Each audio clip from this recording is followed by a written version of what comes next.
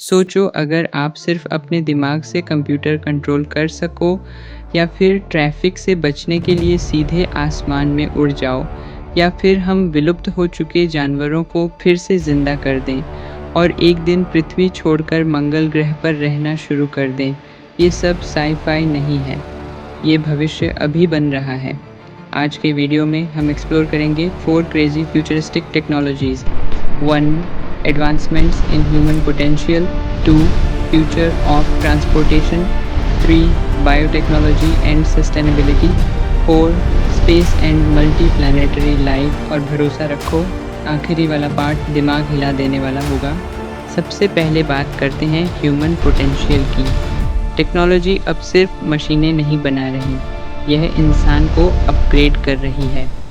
Example number 1, Neuralink. यह एक brain chip है जो सीधे आपके दिमाग को कंप्यूटर से जोड़ती है। पैरालाइज्ड मरीज सिर्फ सोचकर कर्सर मूव कर रहे हैं, गेम्स खेल रहे हैं। सोचो भविष्य में हम टाइपिंग भी सिर्फ दिमाग से करेंगे। Example number 2, bionic arms. यह आर्टिफिशियल हाथ आपके नर्व्स के सिग्नल को पढ़ते हैं, मतलब आप नेचुरली हाथ हिला सकते हो, बिल्कुल असली जैसे। भविष्य में यह सिर्फ दिव्यांग लोगों के लिए नहीं, नॉर्मल इंसान भी अपनी ताकत और क्षमताओं को अपग्रेड करेंगे। आसान शब्दों में human plus machine super human, और यह सिर्फ शुरुआत है। अब बात करते हैं ट्रांसपोर्टेशन की। आज हम सड़कों पर निर्भर हैं, लेकिन भविष्य में सड़कों की ज़रूरत ही नहीं होगी। Example 1, flying cars, जॉबी aviation. ये कार्स सीधे वर्टिकली टेक ऑफ करती हैं, जैसे हेलीकॉप्टर। ट्रैफिक पूरी तरह खत्म। Example 2, jet PACS. आप सच में सुपरमैन की तरह उड़ सकते हो, 80 किमी घंटा से भी ज़्यादा स्पीड।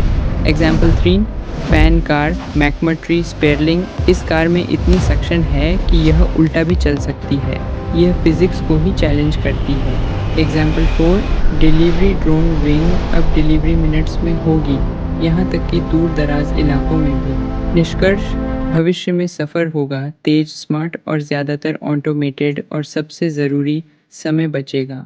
अब आते हैं सबसे महत्वपूर्ण विषय पर, बायोटेक्नोलॉजी एंड सस्टेनेबिलिटी। यह तकनीक पृथ्वी को बचाने की कोशिश कर रही है। Example 1, lab grown meat upside foods. यह असली मीट है, लेकिन किसी जानवर को मारे बिना। इसे सिर्फ कोशिकाओं से तैयार किया जाता है। फ़ायदे: जानवरों की हत्या नहीं, कम प्रदूषण, ज़्यादा सुरक्षित भोजन। Example 2, D extinction colossal biosciences. वैज्ञानिक विलुप्त जानवरों जैसे मैमथ को वापस लाने की कोशिश कर रहे हैं। और सिर्फ इतना ही नहीं, बायो वॉल्ट्स में लुप्तप्राय प्रजातियों का डीएनए सुरक्षित रखा जा रहा है। मतलब भविष्य में विलुप्त होना वापस बदला जा सकता है। भोजन प्रणाली पूरी तरह बदल सकती है, लेकिन यहाँ कुछ नैतिक सवाल भी हैं। क्या हमें प्रकृति में इतना हस्तक्षेप करना चाहिए? अब आते हैं सबसे क्रेजी पार्ट पर, space and multiplanetary life. Example 1, biosphere. Biosphere 2, यह एक क्लोज्ड इकोसिस्टम है जहाँ ऑक्सीजन उत्पन्न होती है, भोजन उगाया जाता है, पानी रिसाइकल होता है, यानी एक छोटा पृथ्वी जैसा सिस्टम। यह मंगल कॉलोनियों के लिए एक ब्लूप्रिंट है। Example 2, starship SpaceX. Starship SpaceX द्वारा यह रॉकेट एक साथ 100 लोगों को मंगल तक ले जा सकता है। यह रीयूजेबल है, मतलब लागत बहुत कम हो जाएगी। विजन: हम सिर्फ पृथ्वी तक सीमित नहीं रहेंगे, हम मल्टी प्लैनेट प्रजाति बनेंगे, और शायद आप या मैं भी एक दिन मंगल पर हो सकते हैं। भविष्य पहले से कहीं ज़्यादा तेज़ी से बदल रहा है। आज हम ऐसी टेक्नोलॉजीज़ देखने वाले हैं जो इंसानों को दूसरे ग्रहों तक ले जा सकती हैं, बीमारियों को ख़त्म कर सकती हैं और पूरी दुनिया को बदल सकती हैं। एक माइक्रोचिप जिसे सर्जरी के ज़रिए दिमाग में लगाया जाता है। यह चिप दिमाग के सिग्नल्स को पढ़कर उन्हें कंप्यूटर कमांड में बदल देती है। पैरालाइज्ड लोग सिर्फ सोचकर कंप्यूटर चला सकते हैं, टाइप कर सकते हैं, डिजिटल दुनिया से फिर जुड़ सकते हैं। यह टेक्नोलॉजी इंसानों को नई ज़िंदगी दे रही है।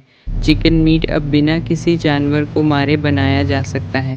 प्रोसेस: चिकन से कुछ कोशिकाएं ली जाती हैं, उन्हें नियंत्रित वातावरण में उगाया जाता है, पोषक तत्व देकर उन्हें बढ़ाया जाता है। वही कोशिकाएं मीट का रूप ले लेती हैं। फायदे: जानवरों की जान बचती है, साफ और सुरक्षित भोजन, बड़े पैमाने पर उत्पादन संभव, वैज्ञानिक विलुप्त जानवरों को वापस लाने की कोशिश कर रहे हैं। प्रोसेस: पुराने डीएनए सैंपल लिए जाते हैं, जीन एडिटिंग की जाती है, एम्ब्रियो तैयार किया जाता है, उसे सरोगेट जानवर में विकसित किया जाता है। लक्ष्य: मैमथ, डोडो, डायर, वुल्फ। यह प्रकृति को फिर से संतुलित करने की कोशिश है। अब बात करते हैं एक बंद सिस्टम की, जहाँ ऑक्सीजन खुद बनती है, पानी रिसाइकल होता है, खाना अंदर ही उगता है। यह मंगल कॉलोनी का ब्लूप्रिंट है। इसमें 5 बायोम्स हैं: रेन फॉरेस्ट, सवाना, खाद्य उत्पादन, डेजर्ट, स्वैम्प, ओशन। यह पूरा एक स्वनिर्भर इकोसिस्टम है। डेजर्ट सिर्फ रेत नहीं है, यह खनिजों का खजाना है। यहाँ से हमें तेल, प्राकृतिक गैस और कई मूल्यवान धातुएं मिलती हैं। लेकिन सबसे दिलचस्प चीज़ है यहाँ की अनुकूलन क्षमता, यानी जीवित रहने की कला। कैक्टस जैसे पौधे पानी को स्टोर करते हैं, ऊंट कई दिनों तक बिना पानी के जीवित रह सकते हैं, और जानवर ज़्यादातर रात में सक्रिय होते हैं ताकि गर्मी से बच सकें। डेजर्ट हमें सिखाता है कि कठिन परिस्थितियों में भी जीवन कैसे बना रहता है। ओशन पृथ्वी का सबसे शक्तिशाली सिस्टम है। यह जलवायु को नियंत्रित करता है, यानी तापमान संतुलित रखता है और मौसम के पैटर्न को प्रभावित करता है। ओशन में मौजूद फाइटोप्लैंक्टन दुनिया का लगभग 50-60% ऑक्सीजन बनाते हैं, यानी हम जो सांस लेते हैं उसका आधा हिस्सा समुद्र से आता है। और अगर भोजन की बात करें तो अरबों लोग मछली पर निर्भर हैं। ओशन सिर्फ पानी नहीं है, यह पूरे ग्रह के लिए लाइफ सपोर्ट सिस्टम है। स्वैम्प या वेटलैंड्स प्रकृति के नेचुरल फिल्टर होते हैं, ये गंदे पानी को साफ करते हैं। वर्षावन, रेन फॉरेस्ट। आज हम बात करने वाले हैं पृथ्वी के सबसे घने और रहस्यमयी जंगलों के बारे में, जिन्हें वर्षावन कहा जाता है। वर्षावन ऐसे स्थान होते हैं जहां साल भर बहुत अधिक वर्षा होती है और मौसम हमेशा गर्म व नम रहता है। यहाँ पेड़ इतने घने होते हैं कि सूरज की रोशनी भी ज़मीन तक मुश्किल से पहुँच पाती है। दोस्तों, क्या आप जानते हैं कि दुनिया की सबसे ज़्यादा जीव जंतु और पौधों की प्रजातियाँ यहीं पाई जाती हैं? इसी वजह से इसे जैव विविधता का खजाना भी कहा जाता है। वर्षावन हमारे लिए बहुत महत्वपूर्ण है क्योंकि ये वातावरण से कार्बन डाइऑक्साइड को सोखकर ऑक्सीजन बनाते हैं और पृथ्वी के तापमान को संतुलित रखते हैं। अगर वर्षावन खत्म हो जाए तो हमारी पृथ्वी का संतुलन बिगड़ सकता है। सवाना, घास भूमि। हम जानेंगे सवाना यानी घास भूमि के बारे में। सवाना ऐसे क्षेत्र होते हैं जहाँ ज़्यादातर घास होती है और पेड़ बहुत कम होते हैं। यहाँ बारिश केवल कुछ महीनों के लिए होती है और बाकी समय सूखा रहता है। यह क्षेत्र खेती और पशुपालन के लिए बहुत महत्वपूर्ण है। गाय, भेड़, हिरण जैसे जानवर यहाँ आसानी से रह सकते हैं। सवाना में शेर, चीता जैसे शिकारी जानवर भी पाए जाते हैं, जो पूरे पारिस्थितिकी तंत्र को संतुलित रखते हैं। यह क्षेत्र हमें भोजन, दूध और अन्य संसाधन प्रदान करता है। मरुस्थल, रेगिस्तान। आज हम बात करेंगे मरुस्थल यानी रेगिस्तान के बारे में। मरुस्थल ऐसे स्थान होते हैं जहाँ बहुत कम वर्षा होती है। यहाँ दिन में बहुत गर्मी और रात में बहुत ठंड होती है। यहाँ के पौधे और जीव बहुत ख़ास तरीके से खुद को अनुकूलित करते हैं। दलदली क्षेत्र, स्वैम्प। आज हम जानेंगे दलदली क्षेत्रों के बारे में। ये ऐसे स्थान होते हैं जहाँ ज़मीन हमेशा पानी से भरी रहती है। यहाँ मिट्टी नरम और गीली होती है। दलदली क्षेत्र प्राकृतिक पानी फिल्टर की तरह काम करते हैं।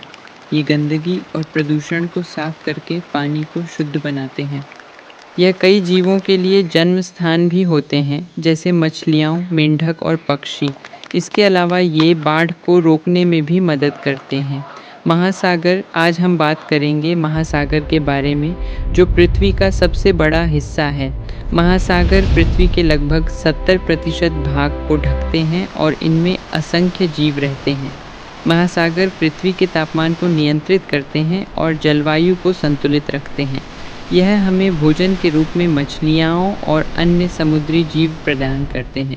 सबसे खास बात यह है कि महासागर में रहने वाले सूक्ष्म जीव हमारी आधी से ज़्यादा ऑक्सीजन बनाते हैं। तो दोस्तों, ये पांचों बायोम मिलकर हमारी पृथ्वी को संतुलित और जीवन योग्य बनाते हैं। अगर आपको यह जानकारी पसंद आई हो तो वीडियो को लाइक करें, चैनल को सब्सक्राइब करें और अपने दोस्तों के साथ ज़रूर शेयर करें।